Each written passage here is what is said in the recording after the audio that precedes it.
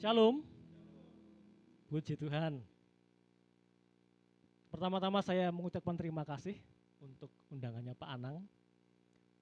Awalnya niatnya adalah berkunjung, tapi kemudian dibajak untuk menyampaikan firman begitu ya.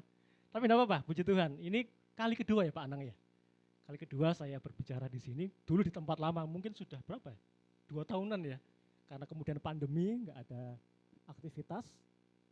Ya, hari ini kita mau belajar satu tema yang mungkin Bapak Ibu pernah mendengar. Apa judulnya? Jangan menghakimi. Saya mau tanya pada Bapak Ibu semua. Berapa banyak dari Anda pernah mendengarkan pengajaran tentang penghakiman ini? Jangan menghakimi. Sudah pernah mendengar di gereja? Kalau sama pengampunan, lebih banyak mana disampaikan di gereja? Pengampunan, oke. Seberapa terampil Anda mengampuni? Kan katanya diajarkan di gereja lebih sering pengampunan. Betul ya? Seharusnya apa? Semakin banyak diajar, semakin terampil mengampuni. Tapi pada kenyataannya, saya temukan, baik dalam pelayanan saya di ruang konseling, orang lebih terampil menghakimi daripada mengampuni. Tidak hanya orang biasa, hamba-hamba Tuhan yang saya layani pun mengalami hal yang sama. Kok aneh ya? Saya itu ngajari mengampuni, tapi kok saya justru jadi menghakimi. Nah, mengapa tema ini saya angkat? Karena ini sebuah jebakan yang kalau kita tidak hati-hati kita terjebak di bagian ini. Dan saya akan menyampaikan betapa besar atau fatalnya sebuah penghakiman, baik dalam hidup kita maupun dalam pelayanan kita. Mari kita lihat Matius pasal 7 ayat yang pertama sampai ayat yang kelima. Kelihatan nggak ya? Mari kita supaya aktif kita baca bergantian. Saya akan baca ayat yang pertama, kemudian Bapak Ibu Saudara ayat yang kedua dan bergantian sampai ayat yang kelima. Matius pasal 7 ayat 1 sampai 5. Jangan kamu menghakimi supaya kamu tidak dihakimi.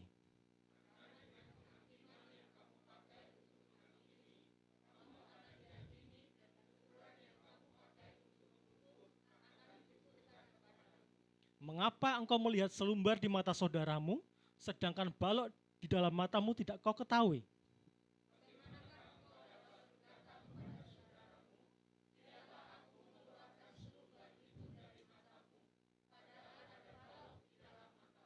Hai orang munafik, keluarkanlah dahulu balok di matamu. Maka engkau akan melihat dengan jelas untuk mengeluarkan selumbar itu dari mata saudaramu. Haleluya. Ayat ini sebenarnya awalnya ditujukan kepada siapa? Teman-teman yang pernah baca ayat ini.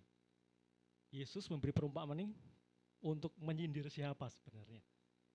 Ahli Farisi, ahli Taurat, orang-orang yang sangat dibilang sangat hafal dengan kitab Taurat, orang-orang yang tingkat kerohaniannya sebenarnya lebih tinggi, gitu ya. Tetapi apa yang mereka lakukan? Mereka merasa dirinya benar dan mereka menghakimi orang-orang lain, terutama apa? Pemungut cukai. Orang-orang yang tidak selevel dengan mereka, mereka hakimi. Dan akhirnya apa? Firman Tuhan katakan jangan kamu menghakimi supaya tidak dihakimi. Kenapa kita tidak boleh menghakimi? Nanti akan saya sampaikan alasannya. Tetapi dalam ayat ini kita tidak boleh menghakimi. Kenapa? Karena ukuran yang kita pakai untuk menghakimi itu akan diukurkan kepada kita. Ukuran yang sama ketika menghakimi diukurkan kepada kita. Jadi ada efek dan ukurannya sama. Kalau di dalam apa istilahnya perumpamaan atau apa atau bahasa Indonesia itu ada apa ya? Kata yang mengapa engkau melihat selumbar di mata saudaramu itu seperti kuman di seberang laut tampak, tetapi gajah di pelupuk mata enggak tampak. Aneh saudara, gajahnya saking gedenya nggak kelihatan, sampai bisa melihat nembus gajah itu lihat kuman di seberang. Itu adalah orang yang dibilang itu enggak punya spion itu ya. Tahu dirinya itu penuh kekurangan tapi dia justru melihat kekurangan di mata orang lain. Namanya blind spot. Jadi titik buta, nggak bisa lihat dirinya sendiri. Tapi justru melihat orang lain. Nah, itu Tuhan tidak suka. Dan biasanya orang-orang yang punya kebiasaan menghakimi itu hidup dalam kemunafikan. Betul? Tapi dia nggak sadar biasanya. Nah, kita lihat berikutnya. Saya mau menyampaikan sebuah cerita, saudara. Ini ceritanya di Timur Tengah. Ada keluarga petani. Nah, gini ceritanya. Hiduplah sebuah keluarga petani di daerah Timur Tengah, karena ini keledai bukan kuda ya. Jadi di sana mereka hidup sederhana, dan pada waktu itu terjadilah krisis pangan, sehingga mungkin karena panen tidak berhasil dimakan hama, kemudian akhirnya mereka makan ya seadanya sampai batas terakhir. Dan di batas terakhir itu mereka tinggal punya satu-satunya yang bisa dijual, yaitu keledai. Kemudian mereka berunding, bapak, ibu, dan anak berunding, ya udah kita jual aja supaya kita bisa bertahan hidup. Nah, kemudian mereka berangkat. Awalnya adalah mereka berangkat berjalan kaki semua dan kudanya dibawa. Dan dari tempat mereka sampai ke pasar hewan itu melewati beberapa perkampungan. Ketika mereka berjalan sambil menuntun keledainya, ketemu dengan orang. Orangnya ngomong begini, loh kalian kemana? Kami mau jual ini keledai ke pasar hewan. Lah kenapa nggak ditunggangi? Keledai kan diciptakan untuk ditunggangi. Nah, kemudian akhirnya bapak sama anak ngomong, yaudah bapak aja yang naik. Karena bapak kan sudah tua, saya jalan kaki aja. Oke? Ketemu orang pertama, kemudian berjalan lagi, masuk ke perkampungan, ketemu orang yang lain lagi. Ngomong, loh kok bisa bapak ini naik kuda, anaknya suruh jalan. Terus akhirnya bingung. Iya ya, yus. Sekarang gantian kamu yang naik kuda, aku yang jalan. Berjalan lagi mereka, ketemu orang yang lain lagi. Loh, bapak durhaka ini. Anak durhaka. Mosok bapaknya suruh jalan, bapak udah tua suruh jalan, tapi kamu justru enak-enak naik keledai. Akhirnya apa? Berpikir, yaudah yuk sama-sama naik. Ya. Masuklah ke kampung yang berikutnya. Ketemu dengan ini kumpulan pecinta binatang. Wah, kalian ini tidak berperi kebinatangan. Gitu ya. Udah keledainya sudah tua, justru ditumpangi berdua. Akhirnya mereka turun. Turun dan akhirnya apa? Lihat keledainya itu sudah kelelahan. Aduh, jangan-jangan nanti kita tumpangi terus mati nanti sebelum sampai di tempat tujuan. Akhirnya apa, saudara? Dipikul. Nah, dipikul itu. Sampai di pasar diketahui banyak sekali orang. Kalian berdua ini keluarga yang gila. Kenapa? Karena kenapa kudanya malah dipikul berdua gitu. Dari cerita ini apa yang dapat Anda tangkap, saudara? Serba salah. Hidup di dunia ini ya serba salah, saudara. Ini berarti ada dua orang ya. Yang satu orang yang dihakimi, yang lain menghakimi. Bagi orang yang dihakimi, apa? Segala sesuatu yang dilakukan serba salah. Bagi orang yang menghakimi, semua jadi salah. Karena apa? Mereka tidak melihat dari awalnya bagaimana. Orang lebih senang menghakimi, tidak melihat kenapa begini. Dan mereka merasa benar, penilaian mereka benar. Karena mereka melihat hanya apa yang tampak di muka, bukan alasannya kenapa, gitu ya. Nggak enak menjadi orang yang dihakimi. Tetapi jangan salah juga. Ketika kita banyak menghakimi, kita juga sebenarnya orang yang salah. Gitu. Nah, mari kita lihat definisi apa itu penghakiman. Penghakiman adalah sikap, pola pikir, atau serangkaian harapan yang negatif yang dapat ditujukan kepada Allah, diri sendiri, atau orang lain. Jadi apa? Sikap negatif, pola pikir negatif, harapan negatif. Arahnya tiga, kepada Allah, kepada orang lain, dan kepada diri sendiri. Nah, penghakiman ini kalau di dalam ilmunya School of Healing itu adalah reaksi tidak kudus, reaksi negatif dari orang yang terluka. Jadi ketika orang datang ke ruang konseling cerita tentang masalahnya, itu sebenarnya baru reaksinya, apa yang tampak di muka. Dan karena itu reaksi tidak kudus berarti ini bukan akar. Nah, dalam pelayanan pemulihan itu akar masalah manusia sebenarnya cuma dua. Yang pertama adalah pola dosa yang diturunkan, pola konsekuensi yang diturunkan, dan kedua adalah trauma atau luka. Ketika orang terluka, kemudian muncul konsep-konsep yang salah, pikiran-pikiran yang salah, baik kepada Tuhan, baik kepada orang lain maupun baik kepada diri sendiri. Dan muncul sebenarnya ada empat reaksi ketika orang terluka. Yang pertama adalah kepahitan. Orang terluka yang sering kali kita temui menjadi pahit, kepahitan. Yang kedua, penghakiman. Yang ketiga ada namanya mekanisme pelarian, lari. Entah itu ke minuman keras, lari ke apa-apa. Yang keempat adalah mekanisme pertahanan diri. Nah, kita membahas reaksi tidak kudus dari hati yang terluka namanya penghakiman. Jadi ini bukan akarnya. Kalau begitu berarti bahwa penghakiman itu menunjukkan bahwa orang itu punya luka. Kalau orang nggak punya luka, dia nggak akan bakal menghakimi. Kesimpulannya begitu ya. Jadi kalau kita tahu banyak ada orang yang merasa dirinya benar, kemudian suka menjudge orang, lihat, kasihilah dia karena dia sebenarnya orang yang terluka. Gitu ya. Jadi mulai berubah pandangan kita pada orang itu. Next. Penghakiman itu banyak macamnya. Jadi arahnya kepada Allah. Contohnya begini. Ada orang yang berkata begini, Allah itu kejam. Allah itu baik pada semua orang kecuali saya. Benar enggak? Salah. Ada konsep-konsep yang salah. Kemudian kepada orang lain. Contohnya begini. Semua orang tidak bisa dipercaya. Betul atau salah? Semua orang itu tidak bisa dipercaya. Kenapa? Karena ada orang-orang yang bisa dipercaya. Tapi karena penghakiman itu mulai dari satu oknum, tapi meluas kepada semua. Ya. Jadi kalau orang ngomong semua, berarti dia hati-hati mungkin dia punya penghakiman. Kemudian kepada diri sendiri. Saya pernah menghakimi diri saya sendiri sebagai orang yang gagal. Aku tuh gagal, aku nggak bisa apa-apa. Padahal orang lain melihat saya, kamu itu bisa. Tapi saya menghakimi diri saya gagal, karena saya pernah mengalami kegagalan demi kegagalan beruntun. Akhirnya saya merasa tidak percaya diri dan kemudian apa? Saya nggak bisa.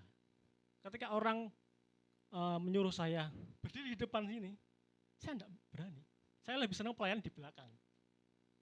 Tapi kemudian kamu itu bisa, ayo kamu bisa. Dan akhirnya ya puji Tuhan, ketika saya ada di sini, ini adalah proses pemulihan yang Tuhan lakukan bagi saya.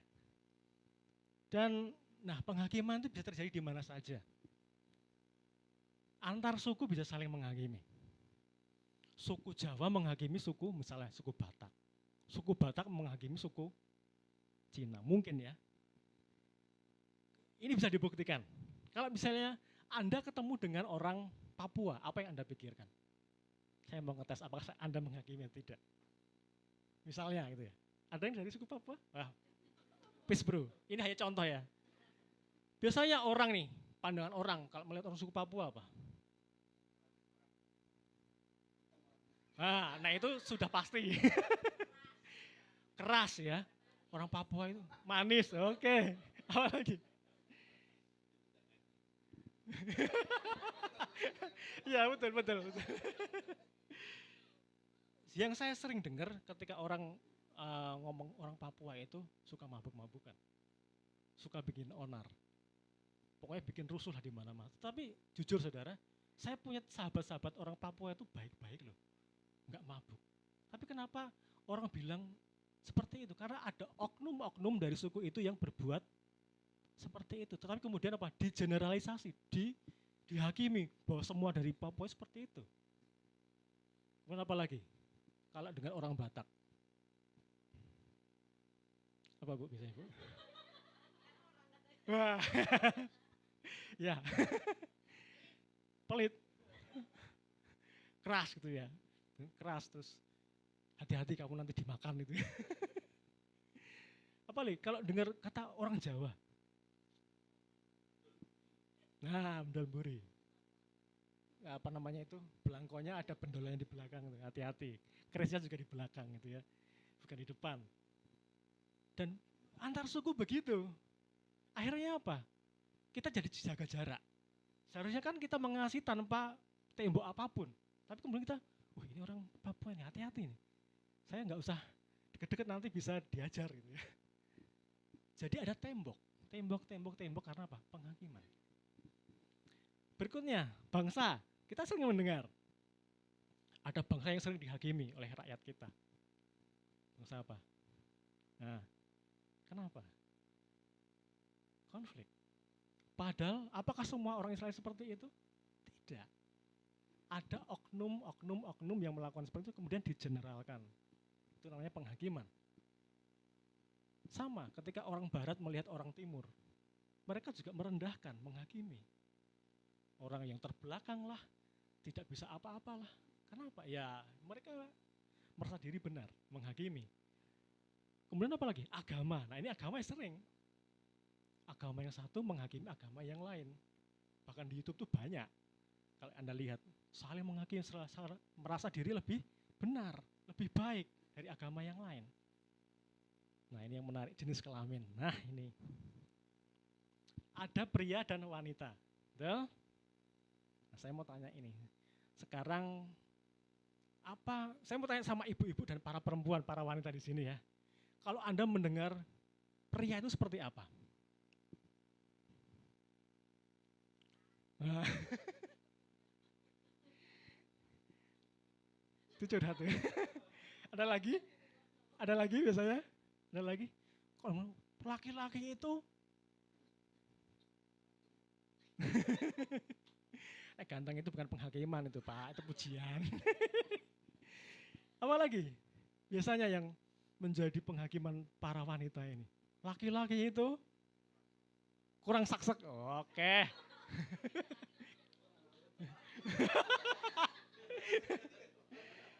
Ayo saya tanya ibu-ibu loh ini, kok yang jawab bapak-bapak? Ayo, ibu-ibu ini. Iya. Jangan takut Pak, nanti ada bagiannya Pak. Apa? Ada yang bilang lelaki itu buaya darat itu. Ada yang bilang laki-laki itu cuma maunya seks aja. Ada yang bilang laki-laki itu nek nyari barang nggak ketemu. Akhirnya kayak istri saya, itu loh perluas pandangannya. Gitu. Dia saya ngomong begitu. Karena saya kadang-kadang ngambil ya, mana ya nggak kelihatan. Karena laki-laki itu fokus, matanya nggak menyebar. Jadi Anda perlu tahu laki-laki sama perempuan perbedaannya apa, supaya tidak saling bertengkar gara-gara perbedaan gender. Nah sekarang saya balik, bapak-bapak, kalau Anda mendengar kata wanita itu, piye Pak? Nah.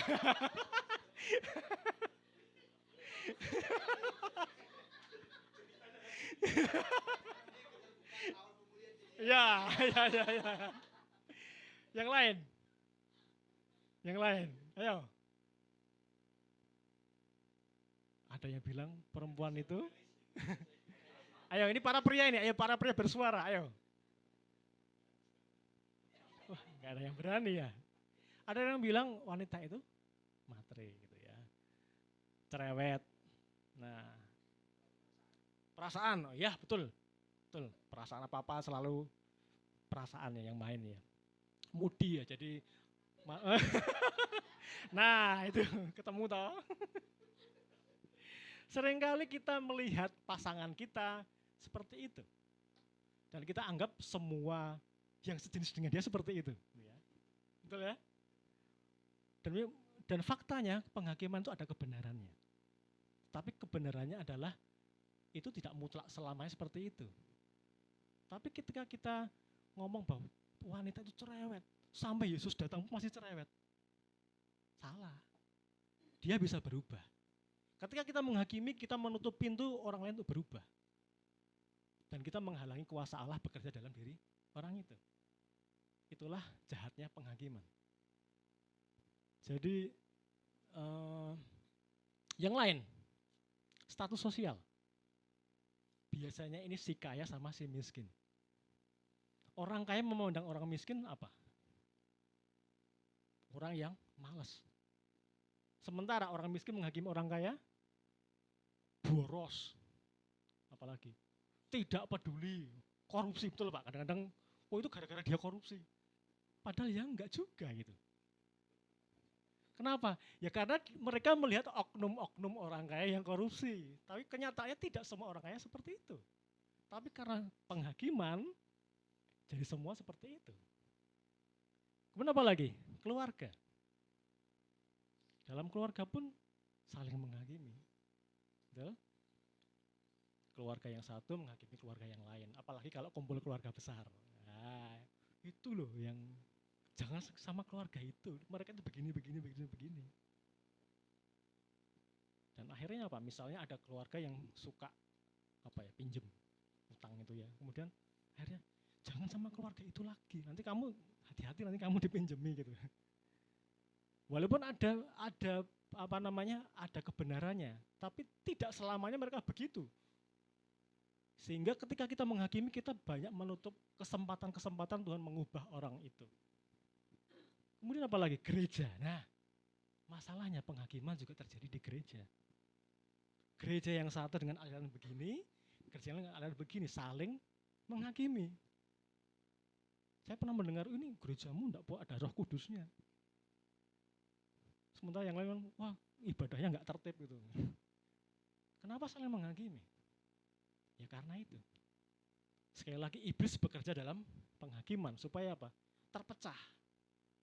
Umat Tuhan terpecah, keluarga terpecah, bangsa terpecah, sehingga mereka tidak bisa bersatu. Padahal di dalam persatuan ada berkat Tuhan.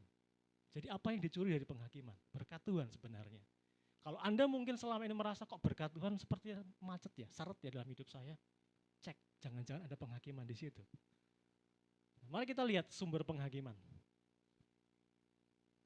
Nah, Bapak Ibu Saudara, kalau Anda ketemu dengan orang yang pakai baju merah, pertama kali apa yang ada di benak Anda? Baju merah. Nah, preman ini. Hati-hati nanti kamu digorok nanti.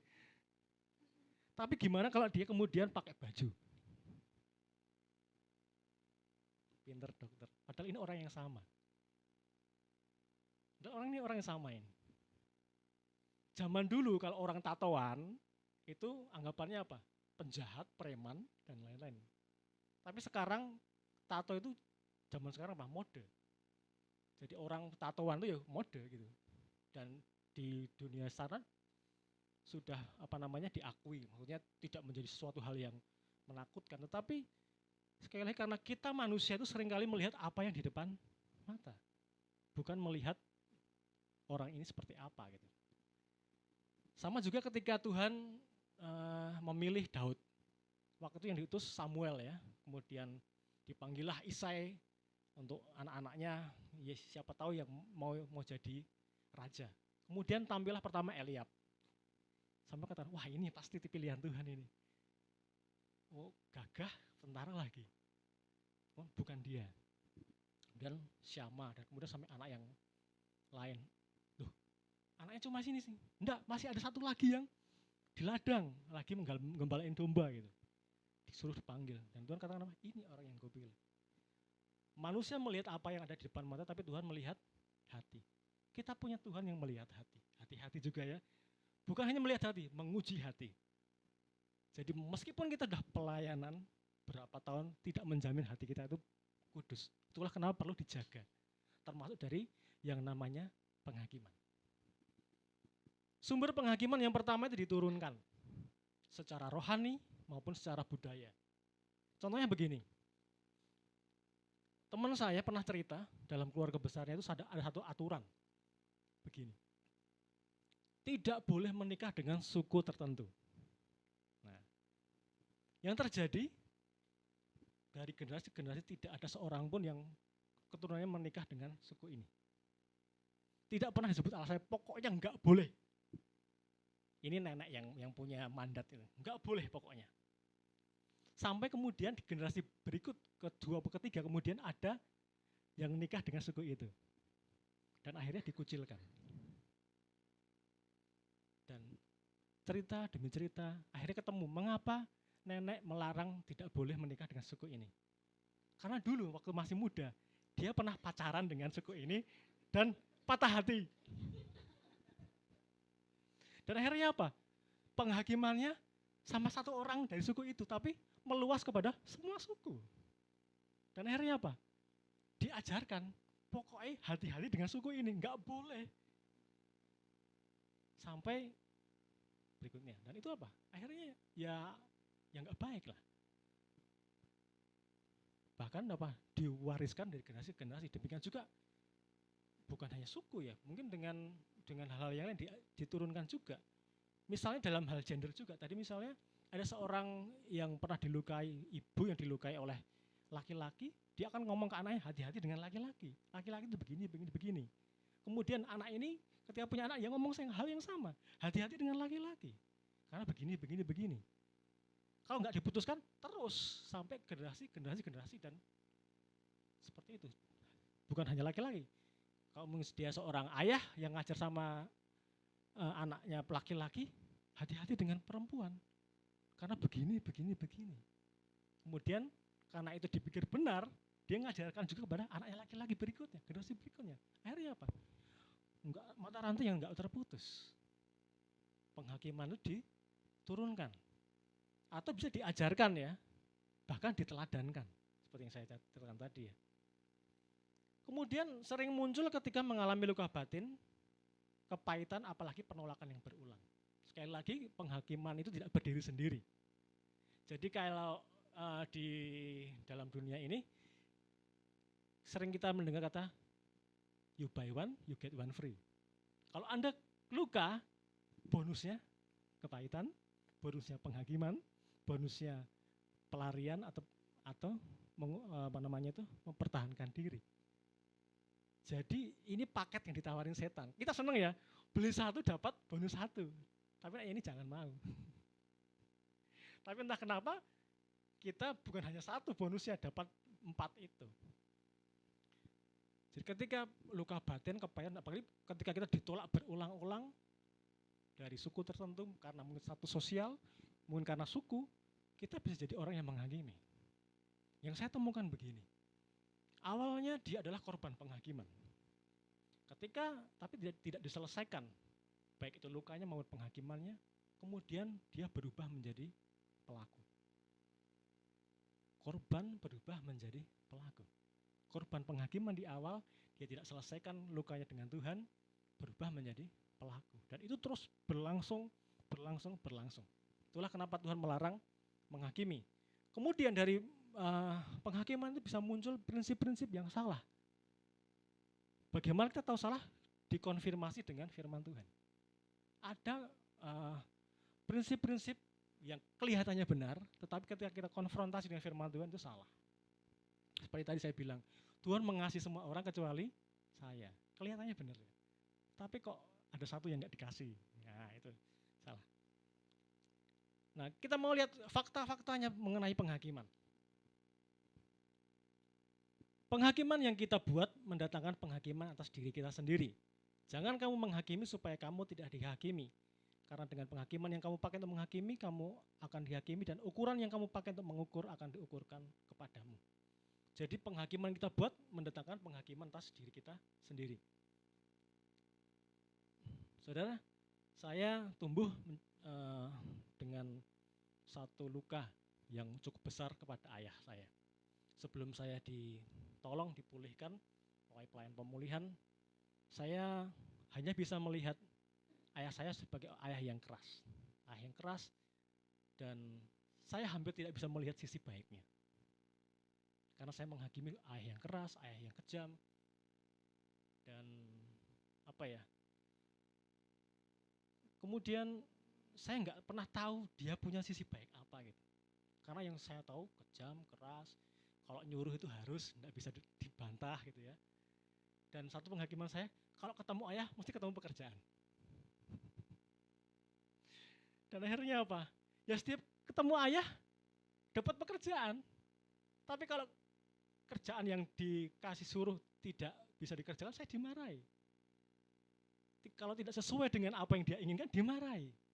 Sehingga saya ketika ayah saya misalnya berkebun gitu kan, suka berkebun, saya mau gabung bantu nggak mau. Karena saya punya pengen, nek saya bantu, nek saya salah, pasti dimarahi. Padahal tidak selalu payah saya marah.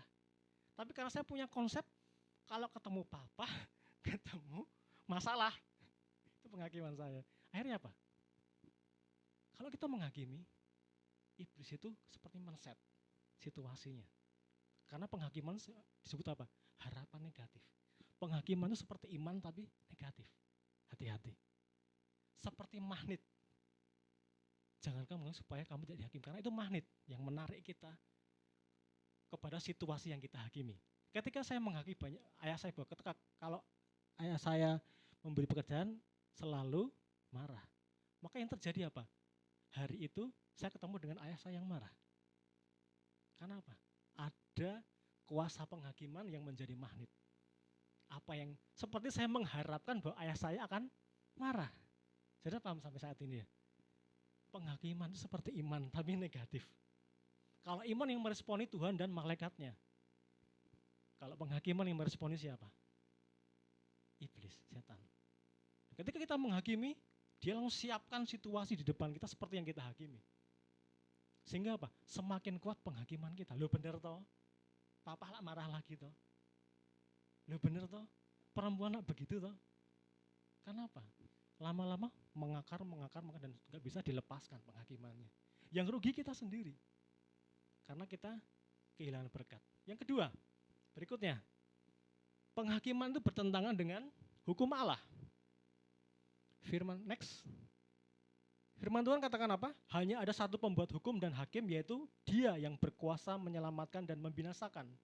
Tetapi siapakah engkau sehingga engkau mau menghakimi sama manusia? Jadi sebenarnya siapa yang berhak menghakimi, Bapak Ibu Saudara? Tuhan. Kenapa? Karena Dia satu-satunya yang benar.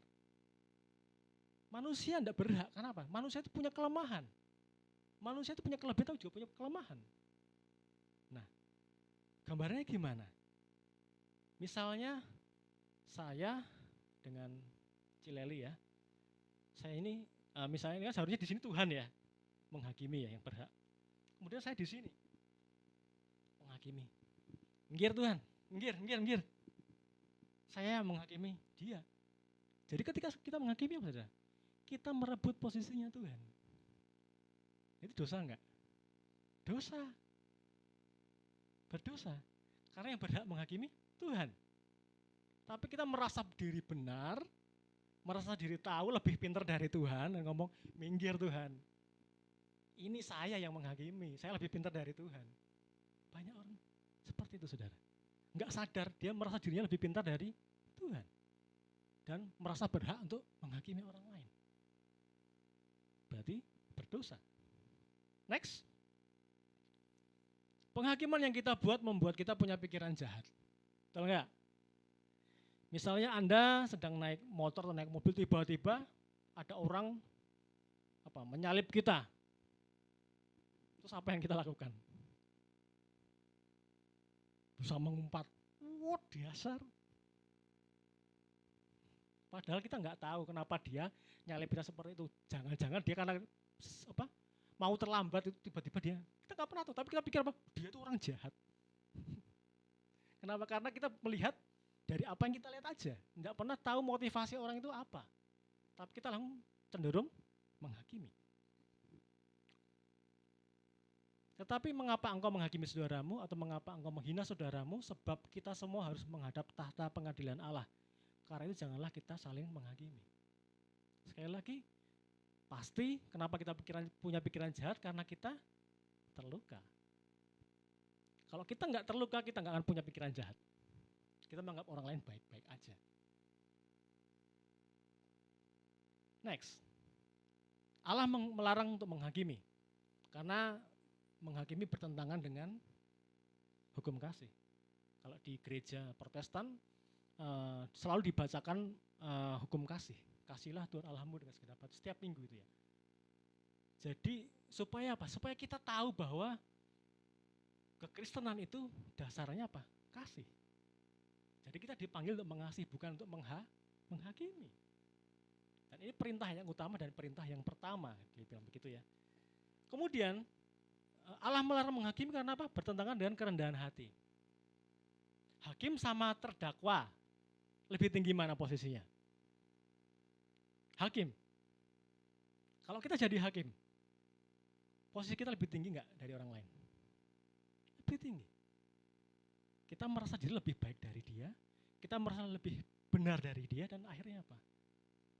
Kita menjadi sombong. Kan lawannya kerendahan itu apa? Kesombongan ya. Dan firman Tuhan katakan Allah membenci orang yang sombong, congkak, dan mengasihi orang yang rendah hati.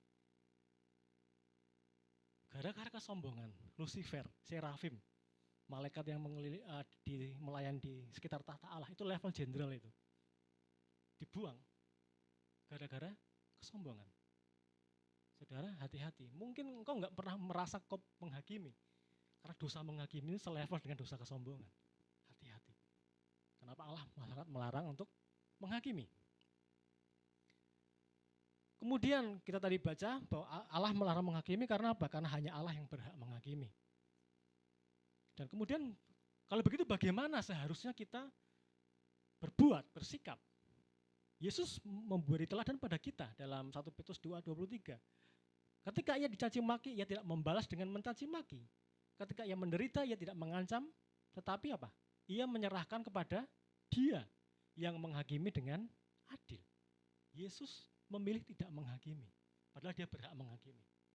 Dia memberi teladan apa? Menyerahkan penghakiman kepada Allah yang menghakimi dengan adil. Jadi, apa yang harus kita lakukan kalau begitu? Jangan menghakimi. Karena itu penghakiman itu apa? Dosa. Penghakiman bukan sekedar masalah, itu dosa. Karena apa? Karena ya kita merebut posisi Tuhan, kita menjadi sombong. Kemudian kita perlu sadar bahwa penghakiman itu bisa menjadi cara untuk membalas dendam. Ketika orang terluka pasti dia punya respon pengen balas, ganti menghakimi, gitu ya. Dan kita perlu sadar kalau kita ingin pulih dari penghakiman, kita perlu mengampuni untuk lepas dari kepahitan. Sekali lagi, kepahitan, luka, kepahitan, dan penghakiman itu satu paket. Saya sudah membereskan relasi saya dengan ayah saya ketika tahun 2000 itu, ketika waktu saya saat teduh, Tuhan bilang selesaikan rekonsiliasi dengan ayah. Ada satu hal yang saya sembunyikan waktu itu. Saya itu kan mahasiswa, sejak tahun semester kedua sampai semester ke-8 tidak pernah bayar. Karena dapat beasiswa IP ya. Beasiswa IP itu hanya bayar administrasi 50.000. Tapi saya ngomong sama papa saya bayar ini beberapa SKS. Karena papa saya pelit. Tapi ternyata Tuhan nggak suka itu, saudara. Dan akhirnya, kenapa, apa yang saya akui Tuhan? Ya itu. Nah, akhirnya saya datang ke papa saya waktu itu sakit, dan kemudian saya ngobrol dengan dia. Ya canggung karena jarang ngobrol dari hati ke hati. Dan akhirnya hari itu menjadi hari rekonsiliasi saya dengan ayah saya. Dan kemudian ayah saya ngomong ke saya, motivasi dia mendidik saya sangat keras. Saya anak pertama, dan ayah saya bilang, aku didik kamu keras karena kamu anak pertama. Aku nggak ingin kamu punya mental yang cengeng, kamu tuh harus tangguh. Ya saya nggak ngerti, saya terlanjur terluka karena saya nggak ngerti motivasinya apa, baru tahu endingnya itu. Itu terjadi seminggu sebelum ayah saya meninggal. Dan saya bersyukur karena Tuhan bilang,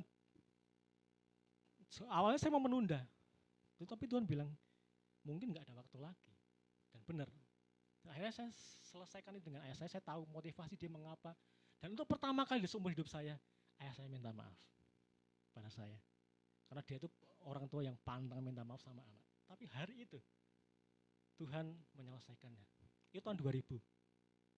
Kemudian saya bergabung dengan Yayasan Duta Pemulihan 2007, 2008 itu ternyata masih ada dalam diri saya lukanya. Ketika fasilitator saya ngomong, kenapa ya baik kok kamu itu kalau mendengar kata ayah itu reaksimu besar. Kenapa? Saya sudah pernah mengampuni papa dulu. Enggak, tapi kamu masih ada sesuatu di situ. Kemudian saya didoakan, ketemulah saya punya penghakiman yang belum saya selesaikan. 8 tahun prosesnya. Tidak tahu bahwa penghakiman itu juga perlu dilepaskan. Saya sudah mengampuni ayah. Kemudian saya bereskan ini, saya lepaskan pengampunannya, saya juga membereskan penghakimannya, baru saya bebas. Nah, saya mau cerita begini. Ayah saya adalah ayah yang serba bisa. Setiap orang, teman-teman yang saya tanya, selalu mengacungkan jempol. Orang yang berdedikasi, leadership-nya kuat di mana-mana, di mana dia ada selalu jadi leader. Dan seperti tidak ada cacatnya di mata orang. Ketika saya banyak menghakimi ayah saya, ini dalam hubungan dengan ayah ya, yang tumbuh dalam diri saya adalah apa? Sifat-sifat negatifnya. Sekali lagi, apa yang kita hakimi jadi magnet ke kita. Saudara tahu firman Tuhan yang ada yang menabur gandum, kemudian ada yang menabur juga ilalang. Di situ. Nah, itu yang terjadi sama saya. Ketika saya banyak menghakimi dan tidak melepaskannya, nilai-nilai negatif ayah saya turun ke saya. Ayah saya yang ngomong ya agak belibet kayak saya ini negatifnya. Kemudian ayah saya yang kalau marah spontan itu kadang-kadang spontan apa aja yang di depan ditinju dulu. Ketika jadi belum percaya. Suatu saat saya kaget, saya tuh tiba-tiba marah dan kemudian, saya pengen ngamuk tapi tiba-tiba berhenti tuh, pengen mukul sesuatu. Saya disadarkan Tuhan kok saya mirip papa ya? Padahal itu sudah berapa tahun yang lalu, papa sudah meninggal loh, kok reaksinya sama, mirip gitu. Berarti saya punya PR untuk menyelesaikan penghakiman di situ. Nah, apa yang terjadi ketika saya banyak dipulihkan Tuhan?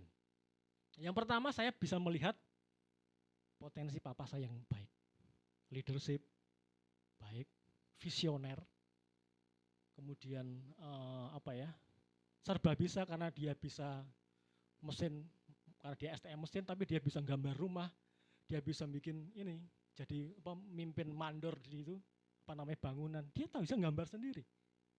Berenang pun jago, semua gaya bisa. Nek berenang itu enggak di yang cetek-cetek 7 meter saudara. Dan dulu juga pernah mau jadi atlet badminton, tapi kemudian kecelakaan, kakinya patah, enggak jadi. Serba bisa.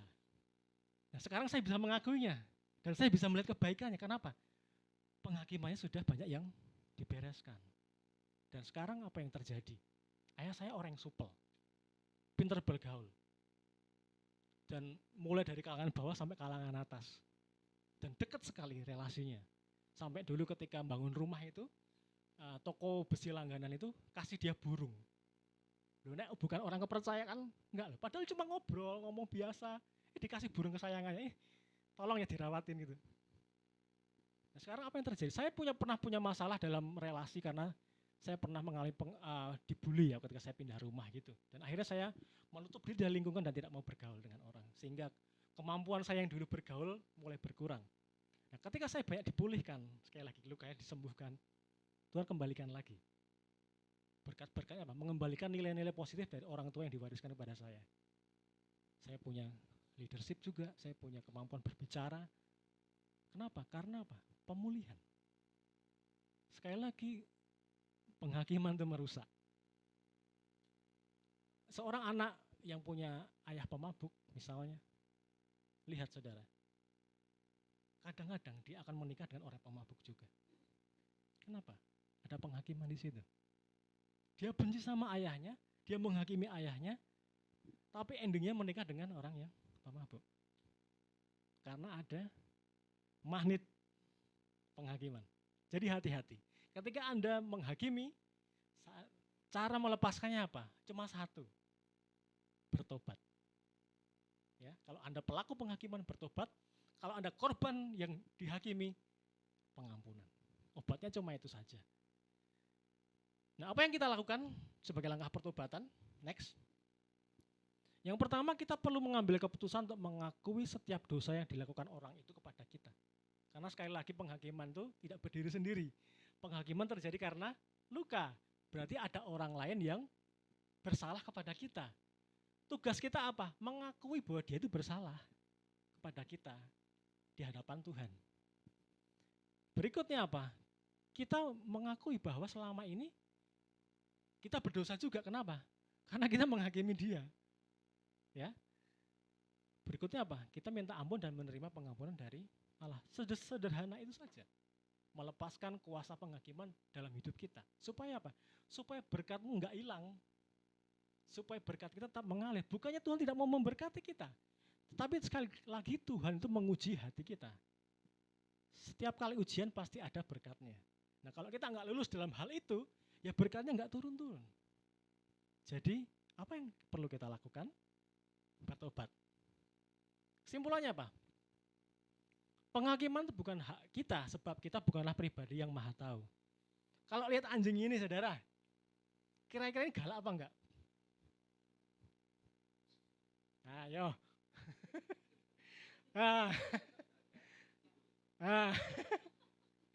Tapi tiba-tiba ketemu anjing ini, kira-kira waduh, terbirit-birit enggak? Don't judge me by my face. Jangan menghakimi saya dari muka saya. Dulu di kantor pernah dapat anjing ini saudara. Enggak galak tuh. Dan saya lihat di YouTube itu lucu-lucu loh anjing ini. Bener. Cuman karena mukanya kelihatan galak, garang gitu ya. Tetapi dia tidak segalak itu. Jinak. Makanya jangan kita menghakimi melihat orang dari apa yang kita lihat gitu ya. Kita perlu mencoba kenali pribadinya. Coba pahami dia. Karena nanti kita akan tahu mengapa dia seperti itu. Nah kita hanya mampu mengutarakan kondisi seseorang dari apa yang kita rasa, kita pikir, ataupun kita duga. Dan yang menarik, mereka yang menghakimi justru orang yang paling sedikit mengetahui orang yang dihakimi. Karena apa? Ketika kita sibuk menghakimi, kita tidak pernah sempat mengasihi. Tuh? Gimana mau deket? Wong penghakiman itu memisahkan kok. Enggak pernah menyatukan. Dan semoga penghakiman tidak terjadi di gereja ini. Supaya kesatuan terjadi di gereja ini dan Tuhan memberkati kita semua. Amin. Sebab kasih setiamu